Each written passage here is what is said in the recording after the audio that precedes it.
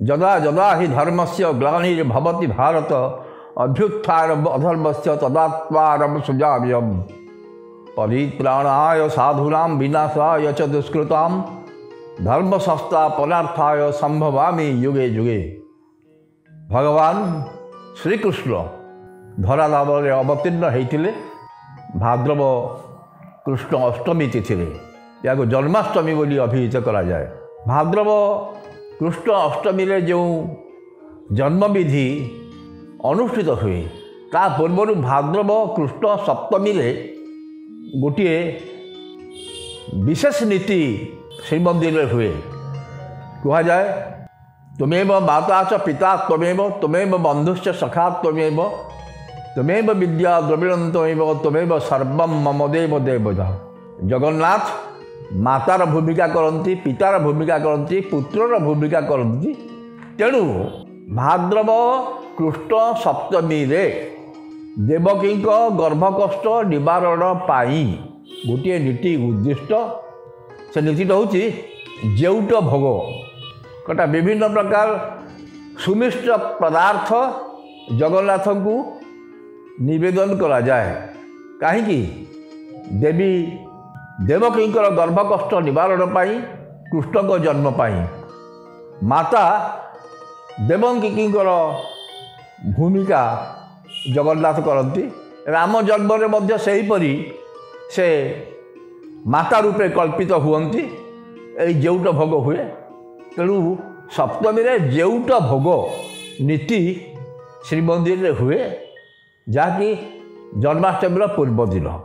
ଜନ୍ମାଷ୍ଟମୀ ସେଦିନ ମଧ୍ୟରାତ୍ରିରେ କୃଷ୍ଣଙ୍କ ଜନ୍ମ ହୋଇଥିଲା କଂସର କାରାଗାର ମଧ୍ୟରେ। ତେଣୁ ସନ୍ଧ୍ୟା ଧୂପ ପରେ ଏଇ କୃଷ୍ଣ ଜନ୍ମ ନୀତି ଆରମ୍ଭ ହୁଏ। ପଞ୍ଚମୁରୁଜରେ ମଣ୍ଡଳ କଟାଯାଏ ଏବଂ ମୁଦିରସ୍ତ, ପତି ମହାପାତ୍ର, ପୂଜା ପଣ୍ଡା ଏମାନେ ଅଂଶଗ୍ରହଣ କରନ୍ତି।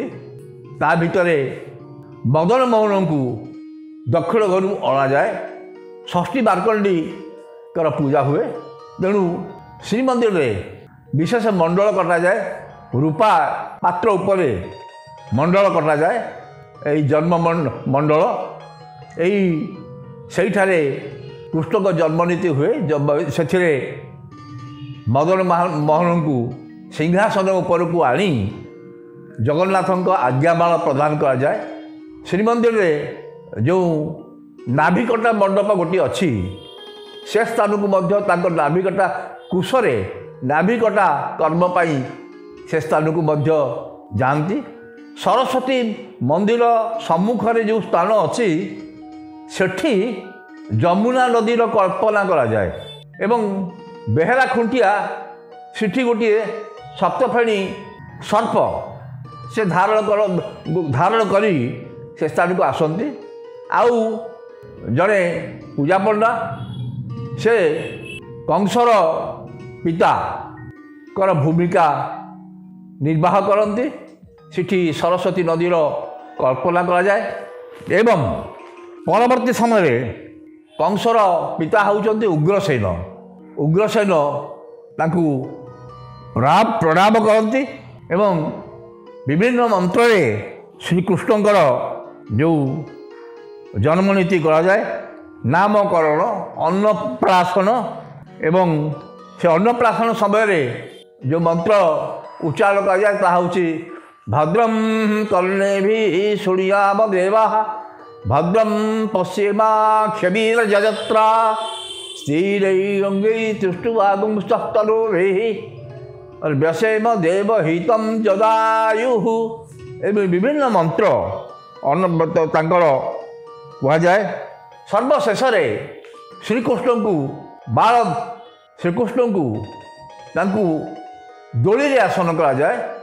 ଦୋଳିରେ ଆସନ କରାଯାଏ। ତା ପରଦିନ ଭକ୍ତମାନେ ତାକୁ ଦର୍ଶନ କରନ୍ତି। ତେଣୁ ଶ୍ରୀମନ୍ଦିର ଗର୍ଭଗୃହ, ନାଭିକଟା ମଣ୍ଡପ, ସରସ୍ୱତୀଙ୍କ ସାମ୍ନା ସମ୍ମୁଖସ୍ଥ ପ୍ରାଙ୍ଗଣ ଏଭଳି ବିଭିନ୍ନ ସ୍ଥାନକୁ ନେଇ ଏହି ଶ୍ରୀକୃଷ୍ଣଙ୍କ ଜନ୍ମ ନୀତି ଅନୁଷ୍ଠିତ ହୁଏ। ସେଥିରେ ପୂଜା ପଣ୍ଡା ବୁଦ୍ଧିରସ୍ତ ପତି ମହାପାତ୍ର ଏବଂ ଅନ୍ୟ ପୂଜାପଡ଼ା ବିଭିନ୍ନ ବର୍ଗର ସେବକମାନେ ବିଭିନ୍ନ କର୍ମରେ ନିଯୁକ୍ତ ରହି ଏହି ଜନ୍ମ ନୀତିକୁ ନିର୍ବାହ କରନ୍ତି। ହରି ଓମ୍, ଜୟ ଜଗନ୍ନାଥ।